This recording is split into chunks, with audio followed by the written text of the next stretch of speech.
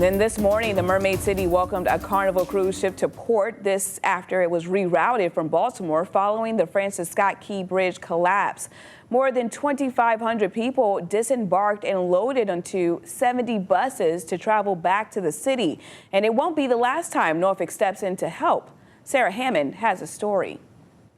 The first of many Baltimore-based cruise ships arrived here in Norfolk this morning after being rerouted when the Francis Scott Key Bridge collapsed. Passengers on the Carnival Legend cruise ship arrived back from their Bahamas vacation early Sunday morning. Did a dolphin encounter and it was amazing. But Norfolk was not their original destination. We're going to have a lot longer drive home now. This Baltimore-based ship put to sea just days before a cargo ship hit the Francis Scott Key Bridge, causing it to crumble into the water. It was the entire bridge, the entire Key Bridge in the harbor. The 2,600 guests on board were rerouted to the Mermaid City and will now be bused 4 hours back to their cars in Baltimore, where the landscape will look very different to them now. When we left Baltimore, we had to go under the bridge, right? We were all on deck underneath it when we left. But for Baltimore native Michael Lukoski, hearing the news while on board was especially shocking. When I got the news Tuesday morning, it was absolutely,